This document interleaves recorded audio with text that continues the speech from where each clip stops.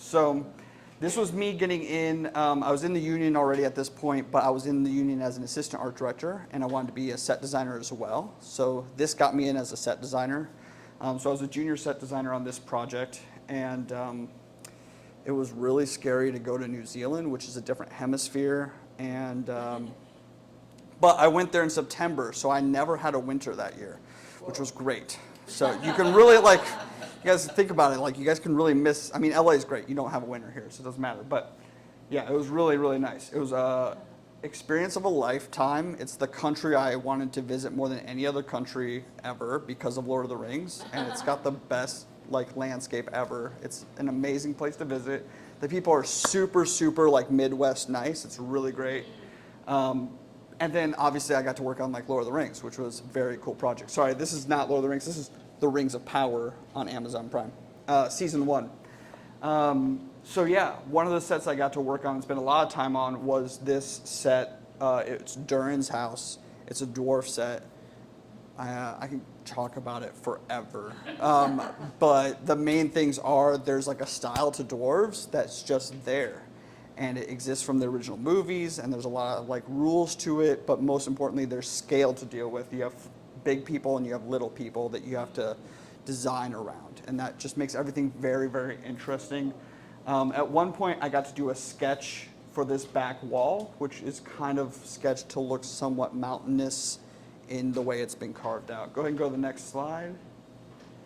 And then I spent a ton of time designing columns, and these columns in this space and these doors back here, this whole room is basically was what I was working on for many, many months on this project. Go ahead and go to the next one. And then I designed a forge. I've never physically used a forge before, but one of the things I enjoy most about film is like researching stuff that I didn't think I was ever gonna have to know, like how a forge worked. But learning how that works is great. Watching PBS documentaries on old forge work is just really cool, and writing dwarvish text to go in the tablets at the top or on the columns here is a lot of fun as well. Go ahead and go to the next one. After that, I got back to the States. I worked on that project for about 18 months, which was a long time for me. I don't think I'll ever work on anything for 18 months again. And then that was like, I got back March of 2020, so it was like peak pandemic. But they kept me on remotely on that through the end of the year, which was great. And then I spent a couple months doing a few small things, and then eventually I got called to be an assistant art director on The FABELMANS, which is a Steven Spielberg movie. This was a great set because we got to go find this location. We found this great location for this office. This is supposed to be John Ford's office. And we found this location that was perfect. And then I would build a little SketchUp model and do a little sit down with the production designer, Rick Carter, who has worked on like everything great. And him and I would sit down and we kind of frame out the scene, and I would do a little rendering of what that could look like in John Ford's office, even down to like the exact artwork that we would be end up putting on the walls. So at the top, you can see the little rendering I did on the computer, and the final screenshot down below, and how that looks like. And I was very pleased because I didn't know what the actor looked like, but I drew her like that, and then that's her. That was insane. I was like, this is probably what she would look like. But yeah, it was, I hope she's. I mean, maybe she got the job because I drew it like that. I don't know, but I thought that was pretty crazy. Go ahead and go to the next one. Yeah, and this is just another view of the same room. So, I mean, it was a fun movie. It was a great project. Very interesting to work with Steven Spielberg, obviously. Yeah, go to the next project. And again, still painting. These are pandemic paintings, so they start getting a little crazier. I even, my cousin actually paid me. I drove up to his place and painted for him, like in his house, so the painting just like lives there. Did some other drawings. Amanda Gorman. This is the Griffith Park map that Todd was talking about. It was just kind of a way to create like a piece of abstract art. I was trying to figure out like, how am I going to create abstract art, because I have such a brain that's like I need to plan it out. And I thought I'm going to use a map that's very abstract. A park is way more abstract than like streets. So I thought Griffith Park is perfect. I use some of the roads, I use some bike trails, I might use like a topography line, but whatever I can do to kind of make these shapes. And I put a little eyeball where the observatory's at.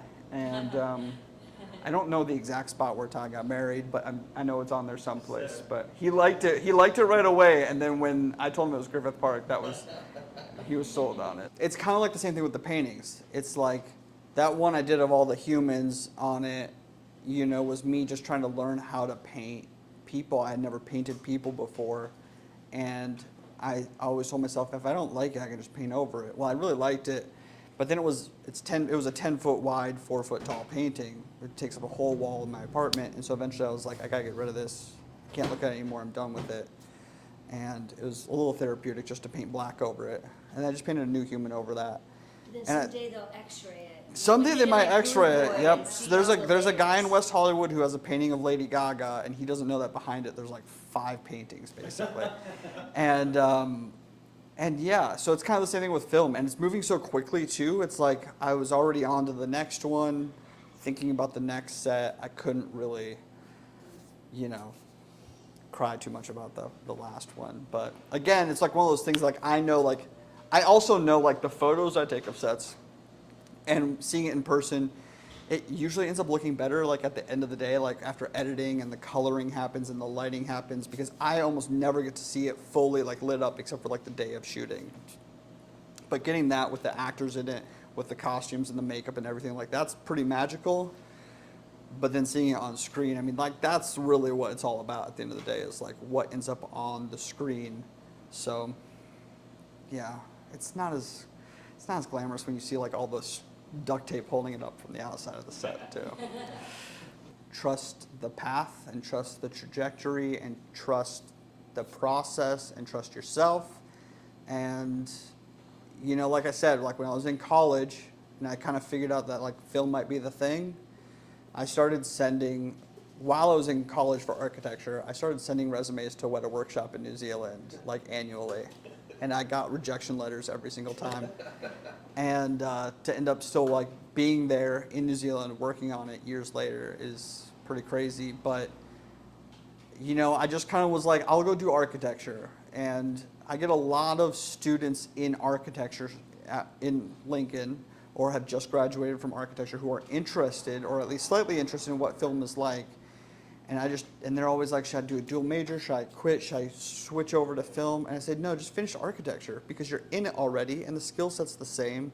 And just trust that like doing architecture and getting a job in architecture and the things you'll learn doing that will still get you here. Like if that's where you're meant to be and that's where you want to be.